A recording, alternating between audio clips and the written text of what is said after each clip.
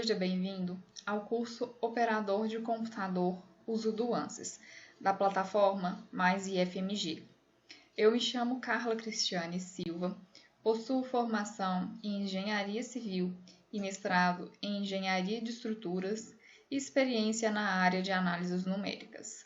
Eu serei sua professora neste curso e nesta primeira aula vamos falar um pouco sobre os principais aspectos relacionados ao software ANSYS. O que é o ANSYS? O ANSYS é um programa de modelagem de elementos finitos utilizado para resolver numericamente uma variedade de problemas estruturais e mecânicos, como, por exemplo, análises estáticas e dinâmicas, sendo elas lineares ou não lineares, problemas de fluidos e transferência de calor, assim como problemas de acústica e eletromagnetismo. O ANSYS é uma excelente ferramenta de simulação numérica. O processo de análise ele pode ser dividido em pré-processamento, processo e pós-processamento.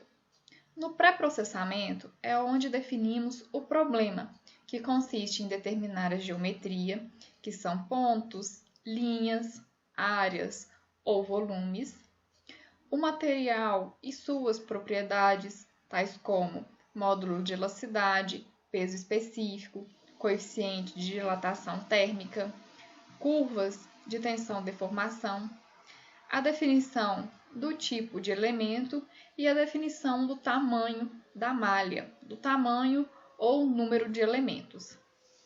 O processo ou solver, também chamado de solução, consiste na atribuição de cargas como forças, momentos, pressão, das condições de contorno, que são as restrições quanto às translações e rotações, e o tipo de solução, que vai gerar a resolução das equações. O pós-processamento é a visualização e processamento dos resultados, tais como lista de deslocamentos nodais, forças e momentos nos elementos, diagramas de contorno, deslocamentos e deformações. Esta é a janela principal do ANSYS.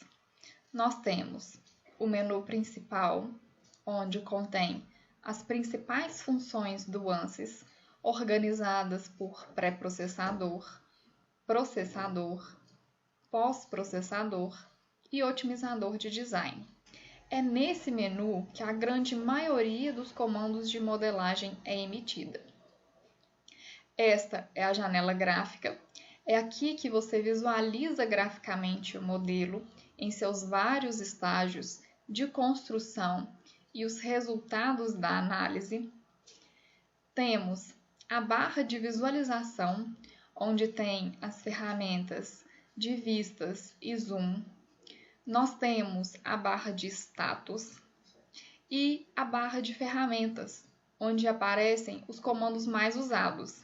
Se desejar, pode adicionar mais botões.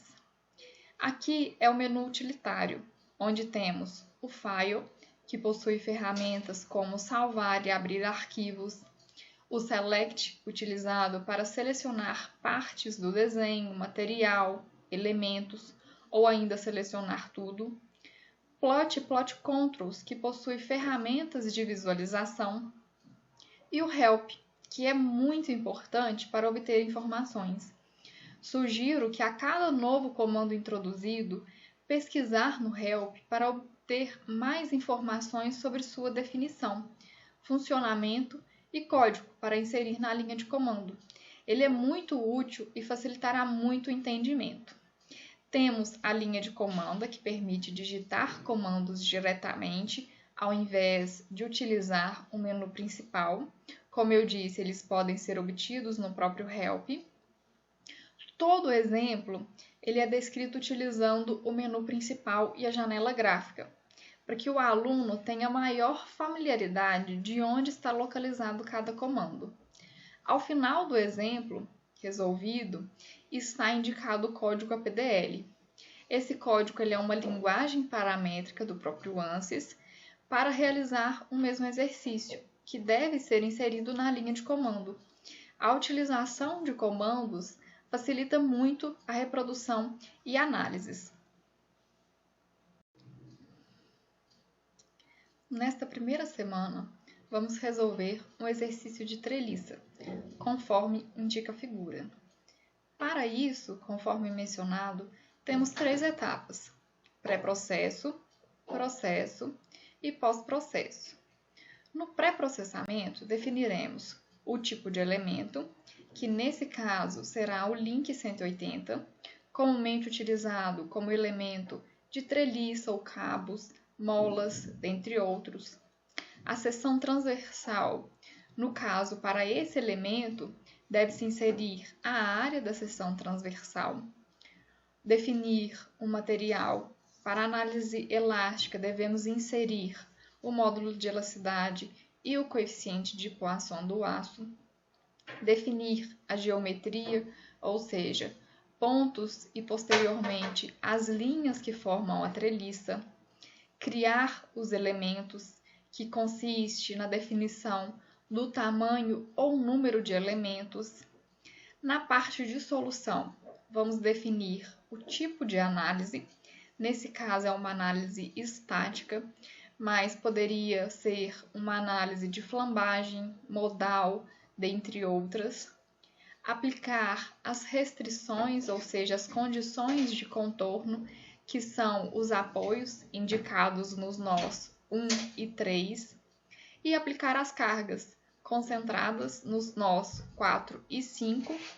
Com tudo definido, basta resolver o problema. É no pós-processamento que nós vamos retirar os resultados das reações de apoio, tensões, deslocamento e deformação. Desejo a você bons estudos.